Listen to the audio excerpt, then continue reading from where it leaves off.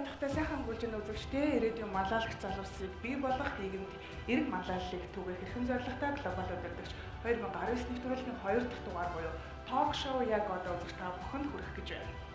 Тэгэхээр дэлхийн боловсрал гэж юу вэ? Дэлхийн боловсралыг эзэмснээр бид нарт ямар давуу тал үүсэх талаар энэхүү нэвтрүүлгээр ярилцуулна. Ингээд энэхүү сэдвээр бидэнтэй ярилцахаар их хүмүүстээ зочид маань студид маань хүрэлцээрсэн байна. Глобал удирдагч дэд сургуулийн үүсгэн байгуулагч, ерөнхийлөгч Ноён Отгонбат. Шинэ компаниг гүйцэтгэх захирал Сөүлийн үндэсний их сургуулийн магистр Ноён Жаданбаа. Өмнөд 51 их сургуулийн магистр, глобал удирдагч дэд сургуулийн гүйцэтгэх захирал Ноён Батчаргал нар хүрэлцээрсэн байна. Таамагтай өнөөдрийн мэдээг хүргэе. Тэгэхээр юуны төрөнд энэхүү нэвтрүүлэг маань 2006 онд үүсгэн байгуулагдж ирсэн. Тэгэхээр энэхүү нэвтрүүлгийн түүхийг эргэн сүхвэл юуны өмнө энд хүрэлцэн ирсэн нийт оюутан залуучууд тэмцээд оролцож байгаа нийт оролцогчдоо одоо баяр хүргэж амжилт хүсье. За өнөөдөр бас глобал удирдагч 2019 оны нэвтрүүлгийн маань анхны дугаар болж байгаад бас баяртай байна. Өнөөдөр миний найз Журмын анд одоо манай Жаданбаа маань бас анх 2006 онд бид хоёр энэ нэвтрүүлгийг хамтарч ярилцаад ингээд хамтран үүсгэн байгуулж ирсэн. Тэгээд 2006 оны яг 7 сарын 19-нд миний төрсөн өдөр таарч ирсэн. Тэр өдөр анхны одоо дугаараа цацаж ингэж хийсэн тийм сайхан өдөр байсан. Тэрнээс хойш бидний нэвтрүүлгийг 13 дахь жилдээ одоо UBS телевизтэй хамтарч ингэж зохион байгуулж байгаа. Тэгээд манай UBS телевизийн маань боловсролыг ялангуяа боловсролын хөрөнгө оруулалтыг маш их дэмжиж ажилладаг. Манай Балхаа захирал, Баяр захирал ингээд UBS-ийн хамт олон маань бол маш их оюуны өндөр мэдрэмжтэй хүмүүс байдаг учраас энэ нэвтрүүлгийг бас олон нийтэд түгээхэд үзүүлж байгаа хөрөнгө оруулалт хийж байгаа учраас бас чин сэтгэлээсээ сургуулийн хамт олон хүмүүс бас чин сэтгэлийн талархал илэрхийлье. 2006 онд анх энэхүү одоо төсөл нэвтрүүлгийг эхлүүлэхэд аль бүрийн хүүхдийг Америкт сууя гэсэн уриалгатай зорилготой энэ одоо нэвтрүүлэг төслийг эхлүүлжсэн гэж сонсон юм түүхтэй. Тэгэхээр Жаданбаа бас зочноосоо асуу энэ түүхийг бас эргээд зөвхөд яриач. 13 жил үргэлжлээд явж байгаа энэ өндөрлгөөс бас харахад ямар үр дүнд хүрсэн байна вэ? Энэ бас UBS телевиз үзэж байгаа үзэгчтэй өнөөдрийн мэндийг хүргэе. Тэгээд намайг энд явж байхад бас зарим хүмүүс би өөрөө чи хаана харлаа гэдэг байдаг. Чи магадгүй манай глобал удирдагч хэвлэлийг үздэг байсан гэж магадгүй. Тэр үед одоо яг англиас сонирхож ирсэн, гадаадд сурахыг зорж ирсэн те. Олон залуучууд тийм биш тийм танилтанд харж ирсэн гэх. Тэр бодлоор яачгүй 13 жилд бас хугацаа юм байна. Тэгээд энэ хугацаанд чинь маш олон залуучууд Америкт суралцсан байна. За маш олон залуучууд итгэлэг авсан байна. Яг тэр үед бол бид нар айл бүрийн хүүхдийг Америкт сургая, англиас сургая гэдэг хөтөлбөрийг анх санаачилж байхдаа ер нь энэ Монгол улс хөгжихэд бид нар юу хэрэгтэй юм бэ гэдэг асуудал дээр аягүй ярилцдаг байсан. Тэгэхээр Монгол улс хөгжихэд босрал хэрэгтэй байна. Босралтай иргэн хэрэгтэй юм. Тэгэхээр босралтай иргэнийг бид нар Монголдоо бас бэлдэж байгаа, бэлтгэхгүй биш бэлдэж байгаа. Гэхдээ бас олон улсын түвшинд бэлдэж болох юм байна гэдэг. Яг энэ гаргалгааны үндсэн дээрээс бид нар нэвтрүүлгийг эхэлж байсан. Тэгээд глобал удирдагч сан сургалтын төв дээр англи хэл заагаад тодорхой хүмүүст итгэлэг өгөх гэдэг үл нэг асуудал. Телевизээр ингээд хүмүүст та нар суралцаач суралцах юм бол ийм ашигтай байд юм аа тий. Давуу тал нь ингэж ирд юм аа. Дэлхий ингэж хөгжиж байна. Босролын сар бишинэ явж байна гэдгийг ярина гэдэг үл өөр хэл байсан л да. Тэгээд одоо би аягүй сайн санаж энэ UBS телевизийн биеийг давхраас бид нар шууд амжиж ирсэн. Анх удаага. Тэгээд анхны шууд нэвтрүүлэг би ингээд өсмөсөө босгоцсон цагаан бичих мэж ахтай тий.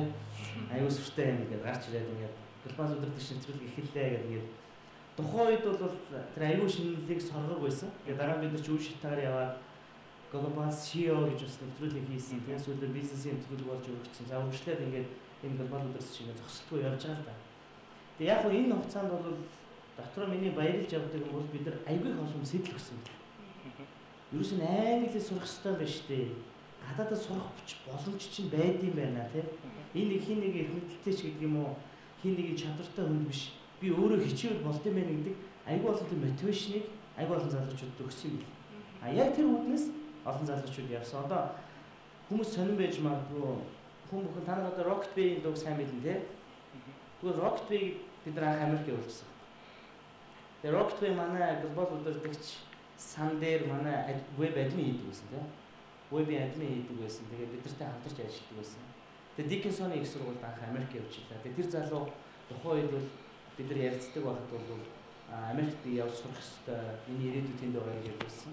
Тэр хүн явсан. Тэндээс ирээдүг олсон. За тэгээд ТV2 хөтлөгч дүлгөө ингэж юу ч н одоо олонний таньдаас тийм. Тэгээд энэ мэдчихсэн маш олон залуучууд явсан. Одоо тэгээд мундаг залуучууд дэлхийн том компани Amazon төлөө болсон. Амар баяр гэж залуу Amazon-д одоо байж байгаа монголчууд бүгд амар баяр гэж IT-ийн салбарыг маш сайн мэдж. Тэр энэ олон залуучуудыг бид нар ингээд тийш ингээд хөдөлсөн баг.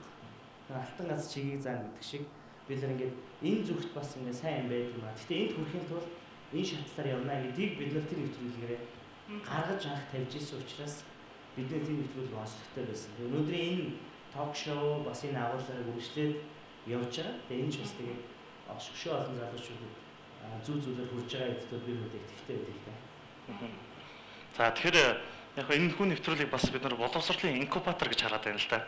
Тэгэхээр Отгон Бацгэрлийн хувьд одоо нийт 13 жилийн хугацаанд энэ хүн нэвтрүүлгийг явахад яг таны анх санаачилж ирсэн сэтгэлд одоо яг хүрсэн байдаг уу?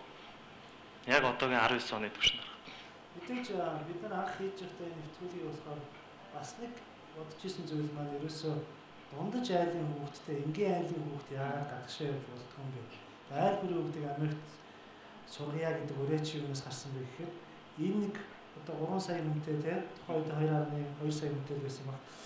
Энэ улсаас нэг өрхөөс нэг хүүхдийг одоо Америк нэгдсэн улс сургачих юм бол тэр хүүхд нь гэрүүл аваа явуучих юм байна. Ингээд бид нар ядуурл энэ дагаараа нөхөрлөлийн хэцүү бүхнээс гарчих юм байна гэдэг тийм одоо дэврүүн тийм сэтгэлээр бодсон учраас ямар ч байсан гадагшаа хүүхдээ бол тэгээд өнгөрсөн хугацаанд бид нар ингээд статистик тоо бүх юм ингээд тооцоод үзсэн чинь 4500 орчим залуучуудыг Олдон Америкийн нэгдсэн улс өмнө Солонгос, Тайвань руу сургасан байдаг. Тэгээд нийт одоо тэтгэлгийн сангаар ингээд тооцоод үзэхээр хамгийн багадаа 5 орчим сая долларын буюу одоо манайхаар баг 10 гаруй тэрбум төгрөгийн хөрөнгө оруулалтыг хийсэн байдаг. Тэгээд 2005 оноос хойш бид нар чинь өөрөө дэлхийн иргэдийг бид бэлтнэ гэдэг өнгөрсөн 10 жилийн хугацаанд бол дэлхийн иргэн гэж хий хаашаа явах ёстой бид нар юу хийх ёстой гэдэг ингээд маш их ярьдаг байсан. Тэгээд сая манай глобал үдшилтэд зөвхөн 10 жил яваа болоод бид нар 10 жилийн ажлыг дүгнээ. За одоо 4500 залуучууд явуулчихжээ. Энэ дундаас одоо Монголын нийгэмд эргээр өөрчлөлт үзүүлж байгаа Rocket Bay байна. За түрүүн жадан байсан TV5 дэлгүүр. За Amazon ажиллаж байгаа Амар баяр байна. За урлаг одоо Уна болт гэдэг те бас урлагийн чиглэлийн хүмүүс байна. Дэлхийн банк, Азийн хөгжлийн банк топ байгууллагууд ажиллаж байгаа. Маш олон залуучууд ингээд ирсэн байж байгаа.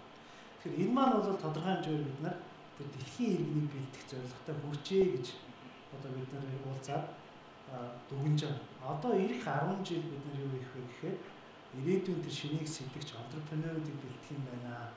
Одоо ганцхан гадагшаа суугах тухай ярих бол хангалттай биш юм аа. Цаашдаа бид нар одоо Монголын одоо Марк Закербергийг, Монголын Билл Гейтсийг төрүүлжиж тэр хүмүүс маань Монгол улсыг өөрчлөх юм байна гэдэг энэ зүйлийг ухаарсан учраас ирэх 10 жилийнхаа үрэг бол одоо ирээдүйн шинийг санаачлагч чдийг бэлдэх 10 жилээ гэж тодорхойлсон байна. Үнэхээр бол энэ глобал өдөртөгч нэвтрүүлэг маань айл хэдийн 4500 хүүхдэд 4500 айлд тэдгэний ах トゥ хамаатан садан бүх хүмүүст хүрсэн учраас энэ нэвтрүүлэг маань үнэхээр ганцхан UBS телевизэн биш Монголын одоо монголчуудыг дэлхийд гарцыг нээж өгсөн ийм одоо том буянтай нэвтрүүлэг болсон учраас бид нар маш их миний хувьд бол маш их сэтгэл хангалуун үүсгэн байгуулсан бидний хувьд бол бас маш их сэтгэл хангалуун байна. Тэрээс ингээ харж байгаад тэр үед ч юм бол Америк явна гэдэг мөрөөдөл байсан бол одоо бүх зүйл нээлттэй болсон шүү дээ, тий? Интернетийн хурд нэмэгдсэн, үн хямдарсан. Өнөөдөр смарт гаргаснасаа бүх мэдээллийг авчиж чинь дэлхийн бүх scholarship-ууд яаж авах юм, ямар шаардлага хангах юм, эсээ яаж бичих юм чи үнэхээр англи хэл сайн бүх юм байгаа болсон. Тэр одоо бид дараагийн левел нь үлдчихэд байгаа байхгүй. Тэр нь юу вэ гэхээр сая манай автомат хэлж зөвлөдөө бид нар entrepreneur-ыг бэлтгэх хэрэгтэй болчихсон. Энэ монголчуудаас цөөхөн монголчууд бидний өөрийгөө ухаантай гэж дүгнээд байдаг. Тэгвэл тэр ухаантай хүмүүс дэлхийд тэгвэл яаж тоглож чадах юм бэ гэдэг тэр зүйл рүү бид нар явах хэрэгтэй болчихсон. Тэр утгаараа тэгээд энэ удаагийн нэвтрүүлэгч гэсэн тэр чиглэлдээ илүү чиглэсэн тий залуучуудыг тэр тал руу илүү мотивашн өгсөн. За тэгээд тэр чиглэлд өрсөлдөөнд бас өөрөө яаж үлдэхгүй гэдгийг харуулсан илүү даваа талтай болох хаа гэж бас өөрөөс харж байгаа. За энэ жилийн глобал өдөртөгч 2019 бол 4 үе шаттайгаар зохион байгуулагдаж байгаа. Тэгэхээр 4 үе шаттай нэгдүгээр үе шатанд тэмцсэн одоо 30 гаруй оюутан залуус маань өнөөдөр студид маань хүрэлцэн ирсэн байна. Тэгэхээр юуны дөрвөнд одоо үеийнхээ залуустай өрсөлдөж өөрийгөө сорихоор том зориг гаргасан залуучуудаа баяр хүргэе. Амжилт хүсье бас өнөөдөр бас цагаар заваад цуглаад хүрэлцэн баярлалаа гэх утгаар бас бид та бүхнийг ярилцлагандаа өрн тийм учраас хүрэлцэн ирсэн хүндтэй зочноос маань хүссэн асуухыг хүссэн асуултууд байвал бэлдээ сууж байгаарай гэж хүсэж байна. За глобал өдөртөгч дээд сургуулийн гүйцэтгэх захирал болсон аюул ачаагаар хүрэлцэн ирсэн байна. Түүнийг ярилцлагандаа өрьяа. Тэгэхээр энэ жилийн глобал өдөртөгч 2019 нэвтрүүлэг ямар онцлогтойгоор зохион байгуулагдаж байгаа вэ?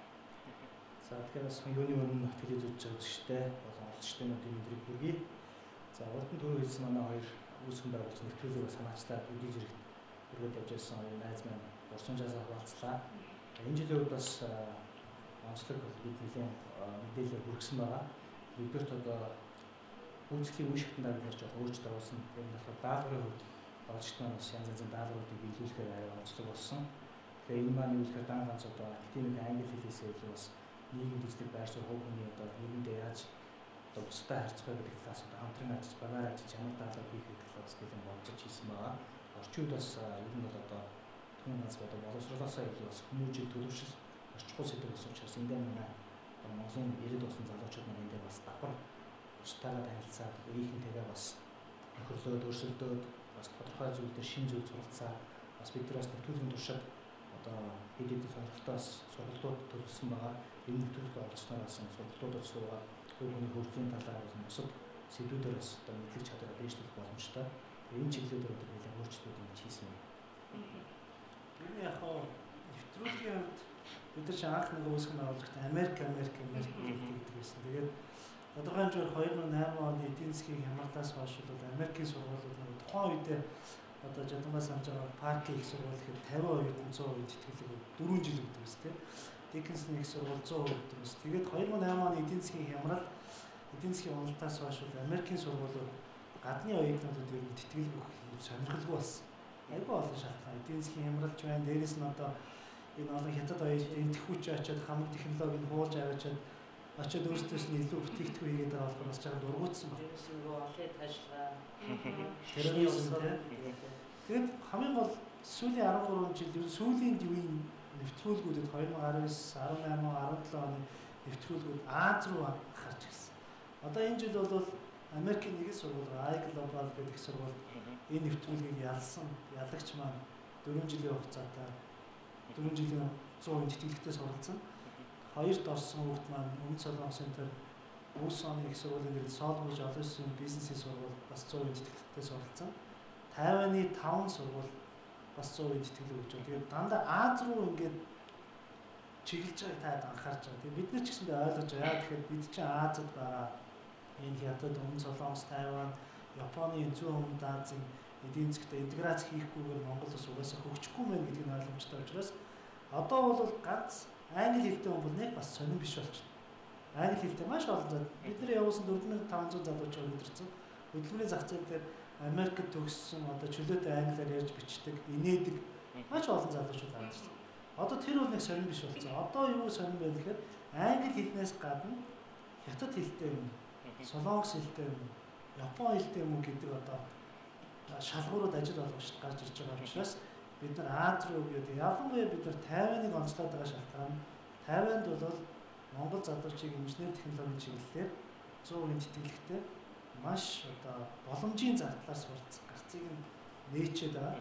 Тэгээд энэ одоо жил зардагдж байгаа 200-аас 300 тэтгэлэгтэр одоо Монгол залуучуудыг сургая гэсэн боломжийг нээж байгаа. Тийм учраас Аз гэдэг зүйл маань чухал болж байна гэсэн. Тийм. Тэгэхээр энэ хүн нэвтрүүлгийн бас шагналт нь бол 3 улсын тэтгэлэг байгаа.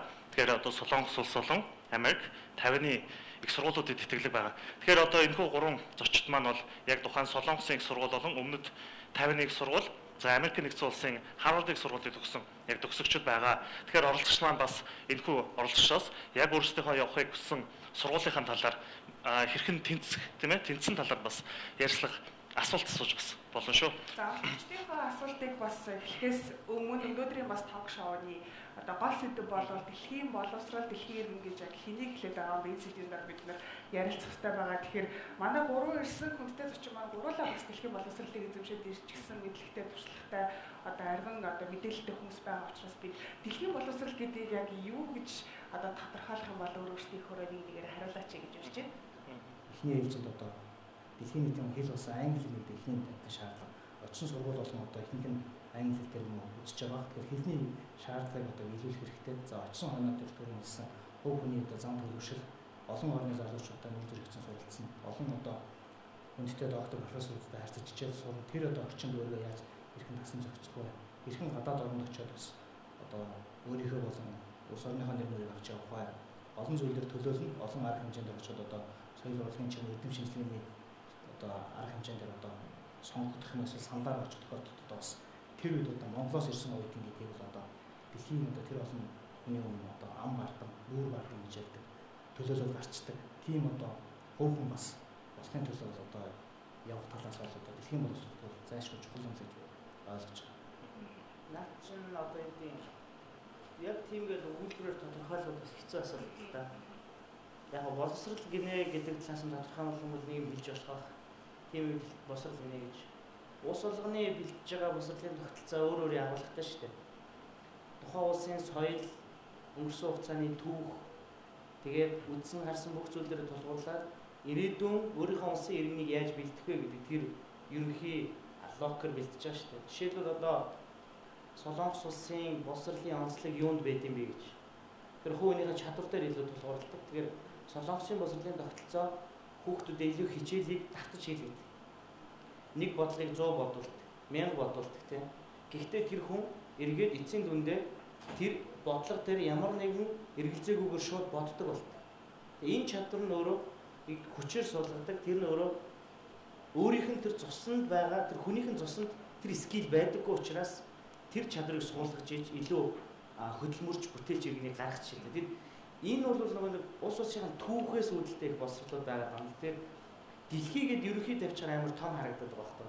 Зүгээр энэ гадагшаа гарч сурах том сургуульд очиж сурахыг юу хэлээд байгаа юм гэхээр тухайн сургууль ойрын 10 жилд, ойрын 20 жилд, ирээдүйн 30 жилд дэлхийн хүний нөөцөд ямар чадвар хэрэгтэй бэ гэдэг дээр байнгын апдейт хийж байгаа. Тэр апдейттэй хийж байгаа учраас тэн дээрээ тулгуурлаад боловсрол нөгөө бэлдэж байгаа сургалтын материал, одоо багшлах хүний нөөцтэй бүх асуудал нь байнга шинжлэгдэж байдаг учраас тэнд авсан боловсрол чинь эргээд чамайг 30 жил тухайн улс орондоо чи тэр хөгжилтэй уялдаж ажиллах тэр чадварыг өгөөд байгаа. Нэгүгээр хэлэх юм бол чи IT-гаар төгсөх юм бол IT-д ирээдүйн 30 жилд юу болох вэ гэдгийг чи сурч ирсэн ирээд энд ажиллахад чиний авсан чадвар чинь 30 жилдээ ямар ч байсан апдейт хийхгүйгээр чи ажиллах боломжийг л чамд өгч байгаа юм. Гэхдээ чи зогсоож ерөөсөө болохгүй. Одоо боловсрол ганц бакалавраар хэмжигдэхээ болцсон шүү дээ. Багада магистр хамгаалах хэрэгтэй болсон. Тэгээд дээшээ доктор, тэгээд постдок гэд хийдэг болсон. Энэ бол өөрөө дэлхий чинь ингээд бүр наривчлаад хөгжөөд ирэхлээр том зүйл судалдаг байсан бол бүр детальчлаад өөр нарийн юм руу ороод явцдаг.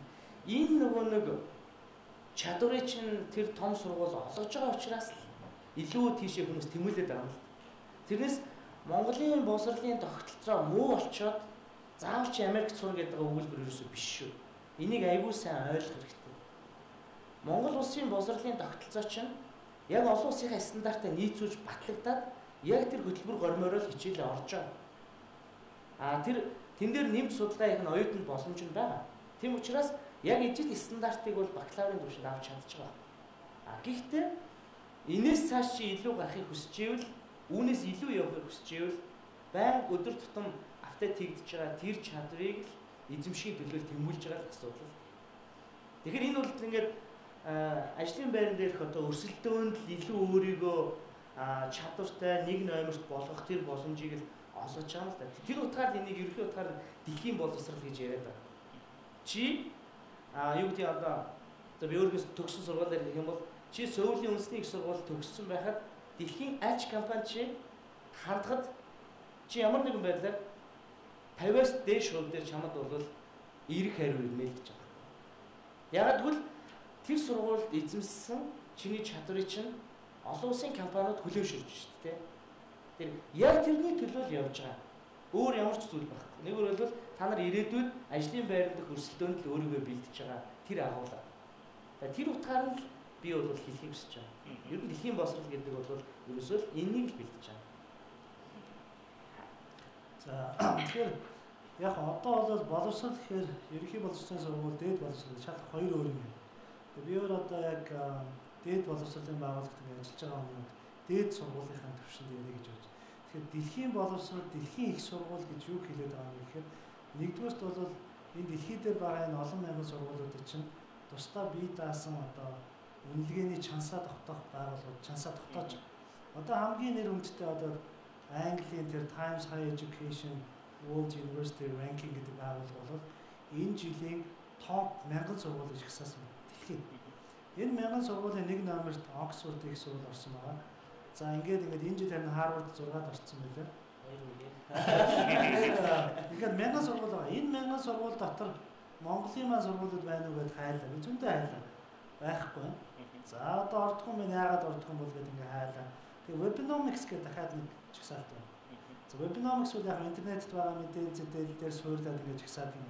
Тэгээ Монгол Улсын их сургууль бол одоо нэг 3000 гаруй дээр байж байна. Шинжлэх ухааны технологийн их сургууль болохоор 4000 гаруй дээр байж байна. Тэгээ яагаад энд одоо ингээд манай Монголын сургуулиуд орохгүй байна гэдээ ингээд үтсэн чинь нэгдүгээр юу харж байгаа нэхээр ерөөсөө энэ сургуулиуд одоо багш нарын судалгаа хийж байгаа. Таны бүтээлд хийсэн судалгаа шинжлэх ухааны зүйл чи хичнээн удаа шинжлэх ухааны сэтгүүлд гарсан бусад судлаачид хэдэн удаа одоо жилд бол 150 артикл буюу одоо өгүүлбэрийн бич citation авах хэрэгтэй. Ийм байгаа. Тэгэхээр энийг хангаж нэгдүгээр чадах байна. За тэгэхээр судалгаанд суурилсан судлаач багш судлаач оюутан судалгаанд суурилсан гэсэн үг болох хэрэгтэй гэдэг. Хоёрдугаар юу байна гэсэн чинь хувийн хвшлээс босгож байгаа мөнгө гэж. Хувийн хвшлээс босгож байгаа мөнгө гэдэг бол ихтэй сургууль гэдэг бол хувийн хвшилтэй маань хамтарч ажиллаж байгаа шүү дээ. Тэндээс төгсөж байгаа оюутнууд гараад одоо бүтээмжтэйгээр одоо entrepreneur болж байгаа шинэ бүтээгдэхүүнүүдийг гаргаж байгаа шүү дээ. Хувийн хвшил багш нар нь одоо зөвлөгөө өгдөг байна шүү дээ. Өнөөдөр ихтэй сургуулийн багшийг нэг ч компани жишээлбэл өөрчлөлт лекц уншуулахгүй байна гэдэг бол тэр багшид асуудал байна гэсэн. Одоо Америкийн одоо Harvard их сургуулийн багш гэд жилийн цалин 20 одоо $200,000 гэж. 200 сарын $20,000 цалинтай багш гэдэг бол тэр багшийн бичиж байгаа номыг хөдөлж авч ийн компаниуд одоо тэр Fortune 500 компаниуд урьж ийн. Ингээд мэдлэгийн одоо мэдээлэл технологи нийгэмтэйгээ бизнесийн орчинтойгоо одоо апдейт тэрнтэйгээ уялдаж байгаа учраас тэр багш өөр үнэ цэнтэй. Яагаад хүмүүс дэлхийн топ 100 сургууль руу ухаан хатан явдаг юм бэ гэхээр тэнд зааж байгаа багш нар бол хамгийн топ багш нар. Тэр ангид сууж байгаа оюутнууд бол хамгийн шилдэгүүд байдаг учраас тэр орчноос хүн өөрийгөө хөгжүүлэх, өөрийгөө сэтэлжүүлж хөгжиж гарч ирэх хүсэж байгаа. Тийм учраас энэ чансааг тогтоож байгаа юм аа. Тийм учраас одоо яг дэлхийн боловсрол гэж ярих юм бол би дэлхий рүү явах хэрэгтэй. Өссөн үсээгүй топ 100 сургуулиуд суралцах хэрэгтэй. Одоо Сөүлийн их сургууль гэхэд дэлхийн шилдэг 20-д байж байна тийм. Harvard бол одоо дэлхийн шилдэг 10 дотор ингээд сүүлийн 12 жил явж байна. За ингээд иймэрхүү индикаторууд байгаа. Нэг талаас нөгөө талаас манай эцэг эхчүүд бол бас нэг юм буруу ойлгодог. Тэр нь юу гэдэг вэ гэхээр төрийн өмчийн сургууль бол маш сайн. Хувийн сургууль бол муу гэдэг нэг тийм тарих угаалт явуулсан. Гэтэл өнөөдөр хувийн хвшлийн дэлхийн 1 номерын сургууль Harvard хувийн хвшлийн сургууль. 2 номерын сургууль Oxford хувийн хвшлийн сургууль. 3 номерын сургууль Stanford 3 хувийн хвшлийн сургууль. Хувийн хвшил өнөөдөр инновацийг бий болгодог. Хувийн хвшил өнөөдөр одоо төрийн өмчийн сургуулиас илүү өөрчлөгдөх, өөрийгөө өөрчлөх, өөрийнхөө алдааг засах, мөнгө босгох, орчноо сайжруулах юм хүчтэй. Ийм учраас ирээдүйд бол төр хувийн хвшлийн сургууль гэж ялгахгүйгээр хэн шилдэг мянгад төлөвлөж орно. Тэр л сургууль дэлхийн түвшний одоо сургууль болж байна. Тийм учраас манай глобал өдөртөгч дээд сургуулийн бас нэг одоо судалгаан суурьсыг сургууль болохоос гадна дэлхийн шилдэг мянга руу орё. Багш нараа илүү судалгаа хийлгдэг болов. Тэгээ яг одоо Сөүлийн их сургуульч Harvard-ч бай нэг онцлог юм байна. Дансандаа маш их одоо endowment fund буюу тэр судалгааны сантаа Энэ жил Харвардын их сургууль 39 тэрбум доллартай. Оксфордын их сургууль 13 тэрбум доллартай. Тэр бол юу гэсэн үг гэхээр тэр судалгааны санд нь асар их хэмжээний хадгаламж байгаа учраас дэлхийн хамгийн мундаг судлаачийг бодлож авах бэлэн байна. Хамгийн мундаг оюутанд тэтгэл өгөх бэлэн байна. Одоо Нью-Йоркийн их сургууль гэхэд анагаахын оюутнуудаас төлбөр авах болчих. Явандаа сургуулиуд ямар болох вэ гэхээр төлбөр авах болж их. Боловсрол өнгөө чи багцгүй мундаг л. Тэр төлбөрийг чи манай хөгжлийн сангаас endowment fund-аас төлчихнө. Тийм учраас хүүхдүүд бол дэлхийн шилдэг сургуулиуд руу орохын тулд өөрөө сайн байх хэрэгтэй.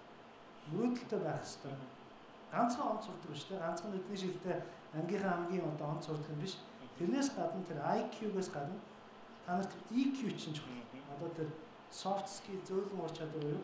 Хүнийг манлайлах, хүнтэй харьцах, гадаад хэлний ур чадвар, харилцааны ур чадвар, багаар ажиллах ур чадвар гэдэг энэ бүх зөөлөн soft skills буюу энэ чадварууд чинь чамайг мэдээлэл технологийн энэ үед тийм үү? Дижитал хөгжлийн дөрөвдөх үед чамайг илүү амжилттай байлгахад тусалнаа гэсэн санаа. Яагаад тэгэхээр 5-аас 10 жилийн дараа өнөөдөр эрэлттэй байгаа энэ мэрэгчлүүд чинь ямар ч ач холбогдолгүй болох гэдэг. Яагаад тэгэхээр өнөөдөр одоо юу гэдгийг банкны тейлер болъё гэж сурч 5 жилийн дараа роботын одоо тейлер гараад ирж чинь сувилагч мэрэгжил гэхэд роботын сувилагч одоо гарч ирж байна. Ихэнх үйлдвэрлэлүүд ч одоо технологи шилжиж автомат дэмжиж байна. Тэгэхээр компьютер хиймэл оюун ухааны бүтээж чадахгүй байгаа зүйл бол хүний сэтгэл шүү дээ. Хүний зөөлөн ур чадвар, манлайлах чадвар. Тийм учраас бол манлайлал гэдэг зүйл бол цаашдаа маш их ач холбогдолтой болно.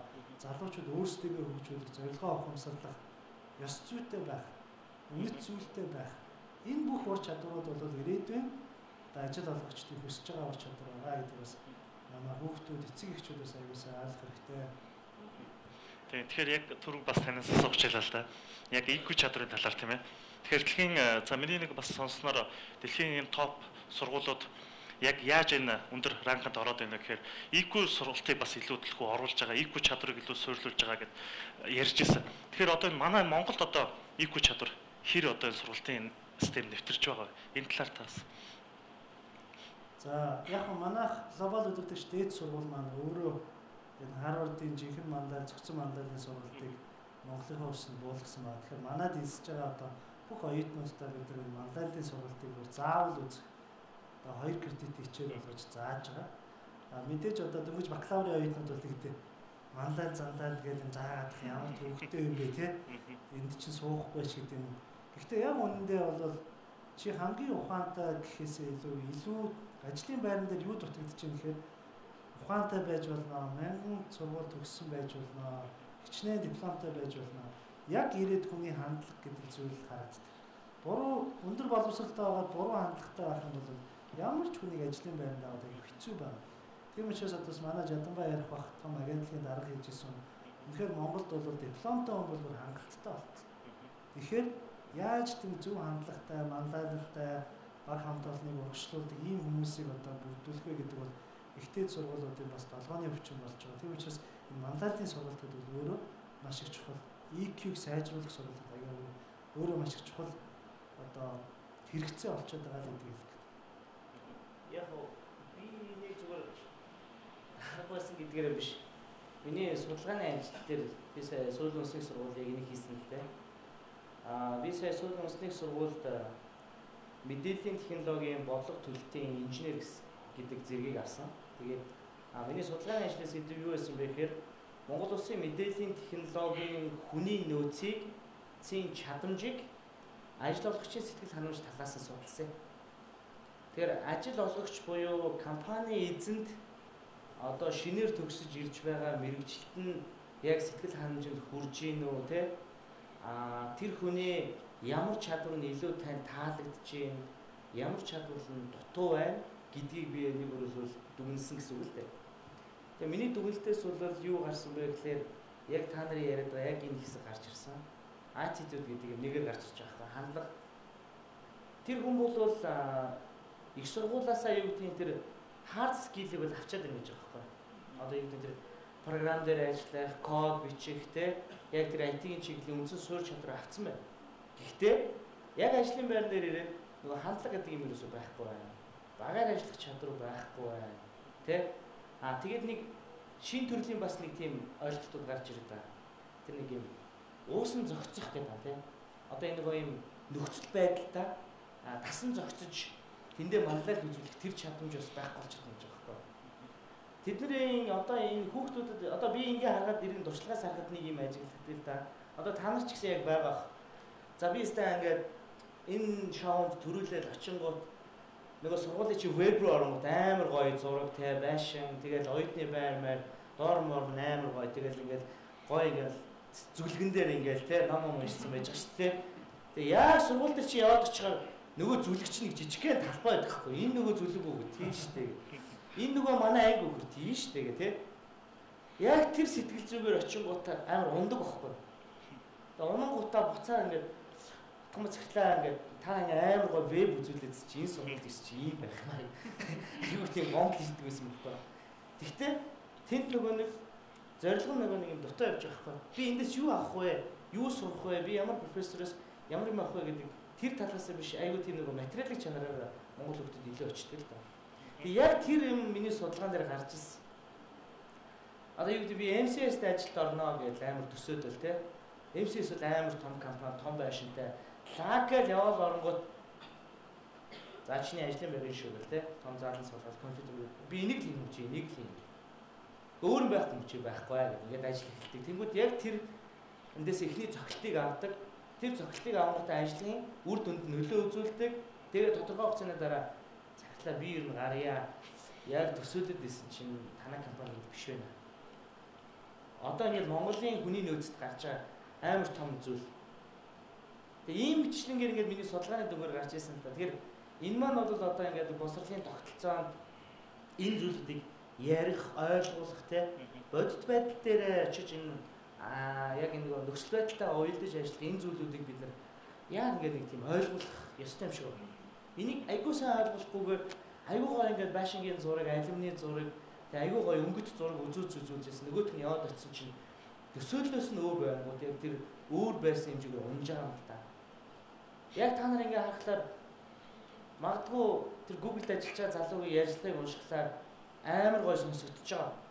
Зургийг харахаар амар гоё байгаа. Гэхдээ амьдрал дээр шал өөр дүр зураг.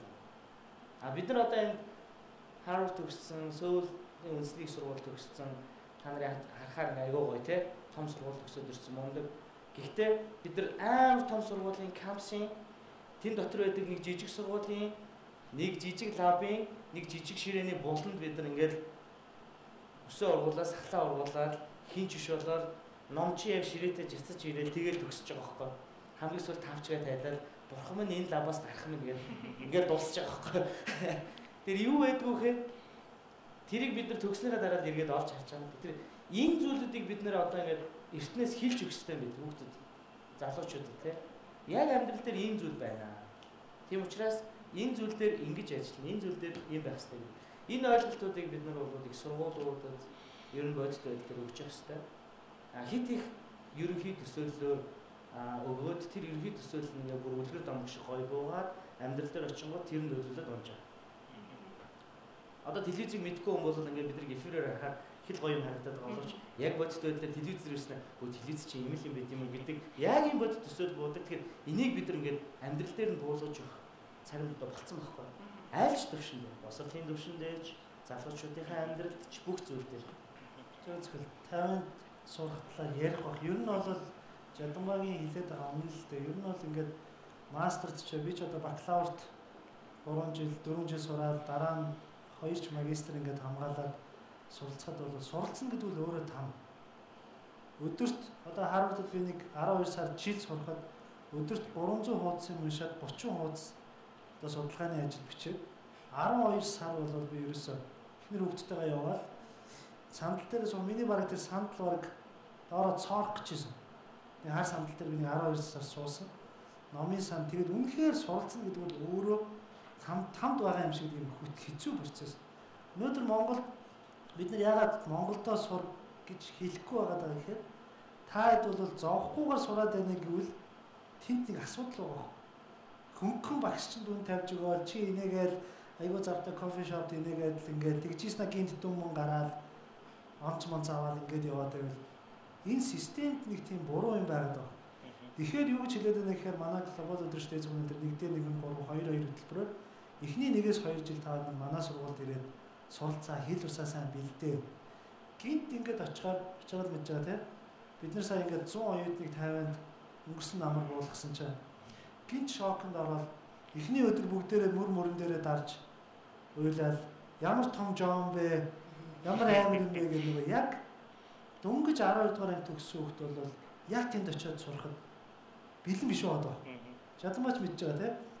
Очоод тэр чинь 4500 хүүхд явахт чинь зарим нь пицца зөөгөөд алга болсон. Зарим нь бас шоронд орсон хүүхд ч байх шүү дээ. Энэ бол худлаа зүйл биш шүү дээ. Тэгэхээр бол тэнд сурна гэдэг бол сэтгэл санааны хувьд, мөнгө санхүүгийн хувьд бэлтгэлтэй байхгүй бол Жадамбагийн хэлдэг шиг амар гоё нэг вебсайтны зураг төсөөлж очингуудаа бүхэн миний ингээд амруу халбагдаж өгнө гэсэн чинь инглиш штэ гэдэг айгүй их тийм Монголд руу ордог учраас би тэнд явсан хүмүүстэй буруутгах юм биш. Ер нь бол бид нар айгүй сайн Монголд 1-2 жил бэлдээд хэл усын бэлдээд эмийн ойлгуулад ингээд явуулахгүй бол бас их хүндрэл их маш их тохиолддог юм байх шүү гэдгийг ойлгох гэдэг. Үр ашигтай гүйцэтгэх мэдлэг мэдээлэлээр дахиад зөвлөсөн багшаа өргөлдөж байгаа. Тэгээд оролцогчдоос бас асуултыг 3 зочиндоо тавиач гэж хүсэж байна. Хоёр оролцогч оюутан маань бас тавиад нэвтрүүлгээ хэдүүлээ өндөрлөө. За эхний асуултыг хэн тавих аа? За. Жадамбаа даргаас асуусан. Дарга гэж үргэлжлээрээ. Би өөрөө Солонгост 8 жил ажилласан юм уу? Хараар ажилласан. Одоо ингээд сураад одоо Солонгос руу сурах мөрөөдөлтэй ингээд энэ ток шоунд орж байгаа л да. Тэгээд бүгд найрамдах Солонгос улс бол миний хувьд аюу ойр дотно байдаг. Тийм учраас Солонгосын ард түмэн, Солонгосын соёл эднээс аль нь яг Монголдо оруулж ирэх тийм ойр дотно юм танд одоо хамгийн дотн санагдсан юм байна. Надад бол хамгийн нэгдүгээрт нэг хорч үзэл ах цахаа хүндлэг одоо тэр эднээс бол надад аюу ойр дотно байсан. Тэрийг бас та хэлж өгөөч гэдэг нэгдүгээр явж байгаа. Хоёрдугаарт нь яг та одоо Отгонбад захирал түрүү хэллээ л дээ тийм. Монголдо сурж агаад тэгээд гадаад руу гараад одоо сурвал үр дүнтэй байна. Одоо хүүхдүүдээр бас юм байна. Та хоёрын хувьд одоо Бачаргал захирал та хоёрын хувьд ч гэсэн бас Монголдо бакалавр ажилласан юм уу? Эсвэл Монголдо 3 жил сурчаад гадаад руу явсан дээр байна уу? Эсвэл шууд 12 дугаар ангиа төгсөнгүүтээ гадаад руу явах нь дээр байна уу? Эсвэл бүр Монголдо дээд сургуулаа төгсчөөд гадаадд очиж магистр хамгаалах юм уу? Эсвэл гадаадд очиж бакалавр эзэмших нь дээр байна уу гэдэг хувийн бодлуудаа хэлж өгөөч гэдэг баярлалаа. Би бол аюул олон сонголт дундаас сүүлийн үснийг сургуулийг сонгосон. Надад Америк явах боломж байсан.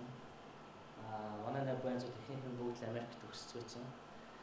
Тэгээ надад би бол 2-3 үндслээр Солонгосыг сонгосон юм. Гэхдээ нэг үндсэл нь бол бидний түүх соёлын Солонгос их ойрхон байсан. Хоёрдугаарт манай сургууль бол ихний топ 100 дотроо байсан. Гуравдугаарт надад 100% итгэлэг өгсөн. Тэгээд мэрэгжлийн хувьд надад бас боломж өгсөн учраас би явсан. Яг гоо зүгээр Солонгосын нэг давуу тал. Америкээс ялгаатай автомат уучлаарай. Энэ нэг ялгаатай зүйл ярьж байгаа учраас Монгол улсын хөгжлөөс яг 25 жилээс л урд явж байгаа. 25 жил. Улс төрийн хувьд, эдийн засгийн хувьд, технологийн хөгжлийн хувьд. Энэ 25 жилийн хөгжлийн ухраагаад бид нар кейсүүдийг авахд амар ойрхон байдаг байхгүй. Ашиглаж болох кейсүүд байдаг. Америкийн кейсүүдийг авахаар 200-300 жилийн түүхэнд өөрчлөгдөөд биеэ олцсон шууд эцсийн нэг загварыг гаргаад тавьчихдаг. Яг тэр загварыг Монгол буулгах гэхээр биднэрт нэг асуудал дээр л шийдээг зөндөө мянган асуудал байж байгаа. Тэрийг бид нар буцаад Монгол руу хувирахад жоохон өндөрлөд гарч эхэлдэг. Тэгэхээр тэндээс технологи уулах гэж байгаа тийм. Тэндээс бэлэн загвар авах гэж байгаа хүмүүсийн тухайд бол илүү тийшээ судалгаа хийх илүү ойрхон байдаг. Нэгдүгээр зүйл. Хоёрдугаар зүйл тэдний цуснд байдаг нэг тийм унган чанар нь тийм одоо юу гэдэг хөөрүү, агсам, хов ярьдаг энэ чанар Монголтай амар адилхан байна. Тэгэхээр тэр хүмүүсийг яаж энэ төвшөнд хүртэл хөгжүүлвэ гэдэг схем бэлэн загвар тэнд байж тэрийг бид нар бас шууд авч болж байгаа. Тэгэхээр илүү тэр Солонгосын боловсрал бол давуу талтайгаасаа гадна бидэрт бол хуулахад илүү ойрхон боломж байгаа. Тийм учраас бид нар тэндээс илүү их олон туршлагыг гүн рүү нөр судлах хэрэгтэй. Өшөө олон залуучуудыг тийшээ сургах хэрэгтэй. Тэндээс бид нар олон ноу хав авах боломжууд нь хамгийн ойрхон хөлбөр тэнд байж. Тийм учраас би бол Солонгосыг сонгосон. Тэрэндээ хязгаарч харамсдаггүй. Тэнд очиж миний үзсэн харсан бүх зүйл эргээд Монголд хэрэгжүүлэхэд маш боломжтой олон хөлбөр байдаг. Тэгэхээр Америкаас ялгаатай тал нь тэр бид нар ч одоо хамт энийг үүсгэн байгуулж байсан, хамт ажиллаж байсан те өнөөдөр хүртэл найзлаад явж байгаа мөртлөө яг боловсрал эзэмссэн те сүүлд ингээд судалгаа хийсэн газар мазраас хамаарах нь бас их зөрүүтэй болж байна. Соёлын зөрүү гардаг байхгүй. Асуудалд хандж байгаа зөрүү орж байгаа. Энийг би яагаад тодтогч хэлээд байгаа гэхээр одоо бид нар нэг асуудал руу нэг компани дээр асуудал үүсч эхэлж байгаа. Америкт төгссөн, Солонгост төгссөн, Японд төгссөн, Германд төгссөн энэ дөрвөн залууг бид нар нэг ажлын байран дээр баг болоход маш өндөрлөлтөй болсон. Тэр соёл дээр бид нар ингээд интеграц хийж чадахгүй байгаа байхгүй. Дунд нь ингээд менеж хийгээд бүх хүнийхэн чадрыг гаргахад тэр хүнээс удирдлагаас аягүй их тийм менежментийн өөр ухаан шаардж эхэлж байгаа. Тэр чинь яаж вэ? Олон соёлын юм одоо юм микс хийгэр бүүн болж шít те. Тэгэхээр одоо тэгэхээр энд Монгол вершн буюу Монгол хөлбөр нь ямар байх юм бэ? Монгол хөлбөр нь юу юм? Солонгосоос бид нар төгсөөнөөс ямар чадварыг авах юм? Японд төгсөөнөөс ямар чадварыг авах юм? Америк төгсөөнөөс юуг нь авах юм? Тэгэд одоо шинэ Америк төгсөн залуучуудад хамгийн энгийн гардаг хүндрэлгэл ай концепттэй гэр бүлтэй хүртэл адилхан шүү дээ. Нөө би тэгж бодож байна. Яг хаалттай. Гэхдээ ялсан. Гэтэл ер нь бол нэг тийм 50 дээр нэмэх нэг хувь яг тийм ай концепттэй манай апон дээр ихэнхдээ байдаг. Ерөнхийдөө өөрийн бодол өөртөө зөв. Тэ? Би тэгж бодож байна. Би бол тэгж харсан. Яг тэр өнцгөрөө байдаг. Гэтэл Аз боловсролчин нэг юмар ялгаатай. Эсрэгээрээ ярилцдаг. Яах вэ? Чи юу гэж бодож байна? Миний бодол юм байна. Тэ? Бид хоёрын дундын хөлбөр юм байна. Тэгэхээр энэ хөлбөрөөр шийдэл гаргах уу? Гэхдээ тэргээ 7 хэмждэг. Тэгээ энэ ингээд улсын тийм хөгжлийн загварууд байгаад байна. Тэгээ тэр ингээд шууд хуулахаасаа илүү одоо бид нар Монгол вершн ямар байх юм, Монгол хөлбөр нь ямар байх юм гэдгийг одоо бид нар энэ дээр судалгаа хийгээд шинэ бидэрт ийм судалгаа хийх босрлын салбарт асуул гараад ирчихэж байгаа байхгүй.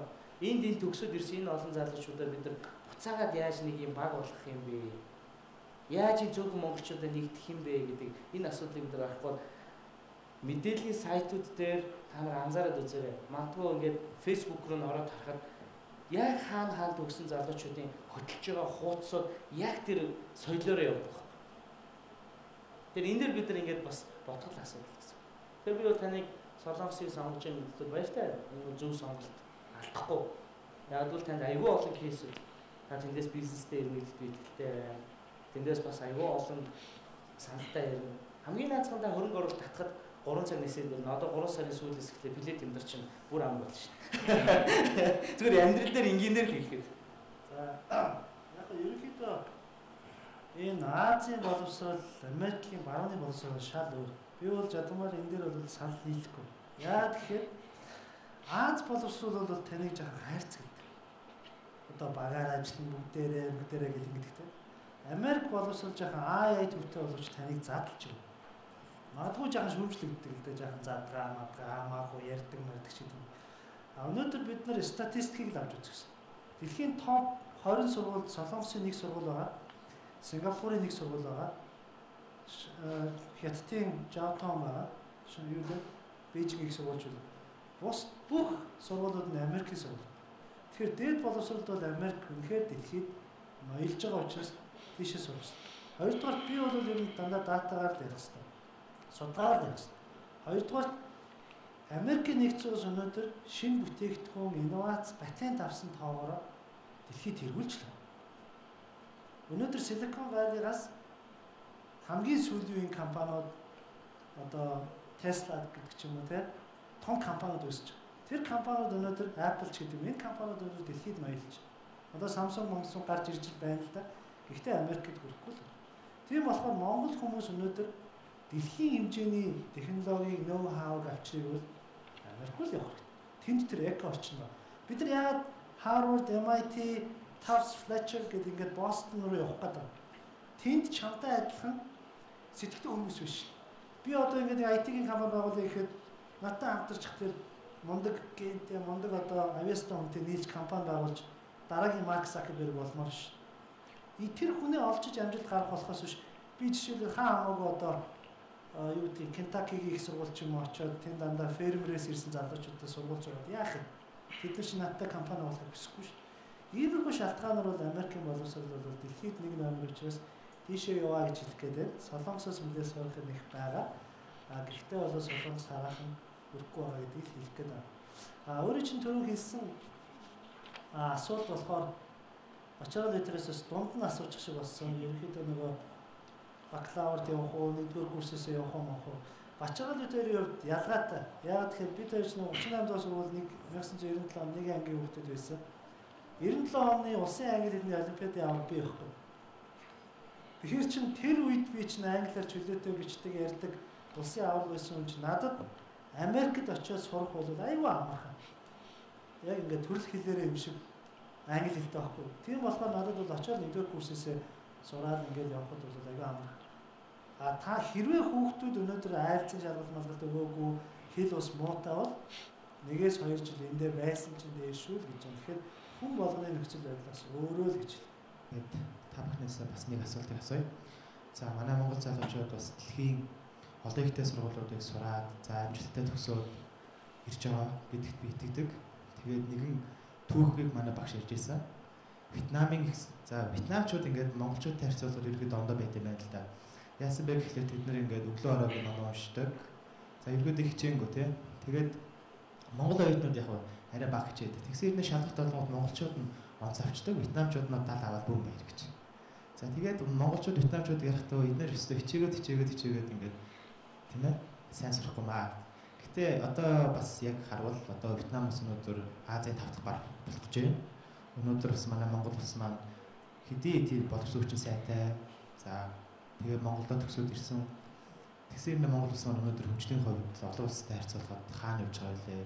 Ягаад тэр гадаадд төгсөөд тэр дэлхийн топ 100, дэлхийн топ 20 тэр сургуулиуд төгссөн залуучууд маань өнөөдөр Монголдо явж тэр оюуны тийм ээ тэр чадвараа бас ашиглаад Монгол улсаа хөгжүүлэхэд одоо ингээд юу саад болоод байна гэх тэрэн дээр бас ингээд хариултыг өгөөч. Тэгэхээр монголчууд урд орон бэлдээд дээш хөлтөнд онц авдагч бараг тэр Оросд сурч ирсэн оюутнуудаас гарсан ах ярих те. Гэхдээ надад бол тэр хамгийн худлаа юм шиг санагддаг шүү дээ. Эсвэргээрээ тэр хүмүүс толгоомуудад ерөөсөө биш тэр хичээлийг давтаж өөртөө чадвар болгож исэн байгаа байхгүй. Бид нартай хамт сурч ирсэн яг тэр Вьетнам оюутнууд ч гэсэн хийгээл. Гэхдээ тэд нар ерөөсөө муудаа биш. Англи хэлгүүдээ биш. Тэд нар юураа илүү гэж зөвхөр яг тэрийг яг өөрийн болгож байгаа. Солонгос оюутнууд ч гэсэн яг тэгдэг. Яг өөрийн болгоод. Шалгалт бол зүгээр байдаг л зүйл. Тэр бол хэмжигдэхгүй байхгүй. Чи зүгээр энийг энэ төвшөнд ойлгох хэрэгтэй л гэдэг тэр л ойлголт шүү дээ. Хизээс тэр шалгалтын зориулж бэлддэг. Тэрийг амьдрал дээр би энийг ашиглана гэж бодож бэлддэг. Бидний хамгийн том алдаа өнөөдөр бодит үр дүнгээ өгсөн байхгүй. Энэ Монголын нийгэм годомжиндаа гараад хаар бодит байдал чинь өнөөдрийн үр дүн байхгүй. Хичээлийг хийхгүй байсан. Давтахгүй байсан. Чадвараа өөрийн болгохгүй байсан. Монголчиж явсны чинь үр дүн өнөөдөр амьдралаар харагдаж байна. Бүх салбарт бүгдийг бид нар монголчлох гэдэг байна. Одоо сүүлдээ бид нар үнэн гүйцэтгэж байгаа байхгүй. Шинжлэх ухааны үнэн гүйцэтгэж байгаа. Энэ бол монголчиж болдгүй юм байна гэдгийг, хөгжлийг монголчиж болохгүй гэдгийг одоо бид нар ойлгож эхэлж байгаа. Тийм учраас залуучууд хизээч шалгалтын төлөө сурч болохгүй. Багшаас сунж байгаа үг болгон, судалж байгаа материал болгон чинь чиний ажлын байран дээр гараад ашиглагдах чиний зэвсэг гэдгийг л ойлгох хэрэгтэй. Тэрний төлөө чи тэрийг скил өөртөө чадвар олж бэлдэх хэрэгтэй байхгүй. Тийм учраас бид нар бол юм ингээд монголчууд ухаантай лаг урд орон бэлдээд онц авдаг. Наач бол хамгийн буруу ойлголт. Тэр буруу ойлголтыг бид нар хөгжөөж явсараад өнөөдрийн Монгол улс биелсэн байна. Би бол тэгж боддог. Энэ зөвхөн миний бодол шүү. Тэр утгаараа залуучууд өдөр бүр хичээлийг чадвар болгож хий. Англиас сурахдаа үг цээжилдэг шиг.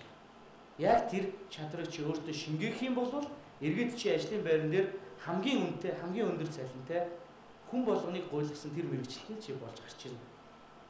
Тэрий чинь бас манлайл гэж хэлээд байгаа ш. Тэрнээс 10 хүн өдөртөө 100 хүн өдөртөө 3 сая хүн 3 саяулаа дарга болох тухай асуудлыг манлайл гэж хэлээд байгаа биш байхгүй. Тэр хувь хүний чинь зохион байгуулалтыг л манлайлал гэж хэлээд. Тэгэхээр энэ үгнүүдийг бид ингээд салгаж аягүй зөв ойлгож хэрэглэмээр байгаа л та. Тэгэхээр бид нар ингээд анх глобал удирдлагч гэдэг та нар яасыг удирдлагч бэлтгэхийн дарга бэлдээд байгаа уу гэж бид нар аягүй шүүмжилдэг байсан. Тэгээд бид нар тухайд өдрийг аягүй олон янзаар тайлбарж өгдөг л байсан. Гэхдээ ер нь бол хувь хүний зөв хөгжлийн л асуудал байхгүй. Дэлхийн хүн төрөлхтний өнөөдөр хөгжсөн байгаа орнуудын хувь хүний тэр хөгжлийн тухай л яриад байгаа. Одоо сүүлдээ тэр өгүүлбэр дотор та нар анзаарч байгаа бол гараад л байгаа шүү дээ. Англи хэл чи одоо чухал биш болцсон. Та нар угаасаа IELTS, TOEFL оноо авчиж байгаа. Гэхдээ та нарын тэр хувьнтэй харилцаж байгаа харилцаа дээрэс нь тэр одоо нэг сайн дурын ажлууд дээр аягүй оролцсон тэр оролцоог чи баталгаажуулж тийм сертификат тодорхойлолтуудыг энэ тэтгэлгээр авч байгаа шүү дээ. Одоо хичнээн хүнийг хамарсан сайн дурын ажилд оролцсон яг ямар зорилготой юу хийсэн гэх жишээ нь. Яг чиний асуултын дотор нэг үг байлаа. Нэг юм үг гэдэг дэлхийг дунд сургалтангууд удирддаг гэж. Тэгэхээр манайхан болохоор нөгөө нэг коммунизмаас бас ингээд өмнөх нийгмээс орж ирсэн юм болохоор ингээд айгу онц сурдаг байвал айгу дандаа явдаг байвал айгу тийм мундаг болно гэдэг нэг тийм ойлголт байна. Тэр бол одоо баг дэлхийн томоохон компани Google эдэрч бакалаврын зэрэг нэг шаардлагатай болчихсон. Дүнний харахаа болчихсон. Олон энэ топ сургуулиуд юу харж байна гэхээр чи дандаа номын санд суугаад ингээд байдаг хам нүдний шилдэг хамгийн мундаг он сургалтын байна уу гэхээс илүү тэр чамд мөрөөдөл байна. Энэ хүн яг юуг өөрчлөх гэдэг. Дэлхийг өөрчлөх хэмжээний залуу, дэлхийг өөрчлөх хэмжээний одоо эмхтэй мөн үү гэдгийг ч харахаас биш. Бусдаар дүн бол одоо ер нь нэг сонир биш. Тийм болохоор би зүгээр боловсролын эцсийн зорилго юу юм те? Ер нь дээд боловсролын эцсийн зорилго юу юм гэхээр ерөөсөө дипломтой хүний бүрдүүлэх биш юм байна. Боловсролын эцсийн зорилго юу вэ гэхээр тэр бүтээлч Монгол хүнийг, тэр бүтээлч дэлхийн иргэнийг яаж бүрдүүлэх?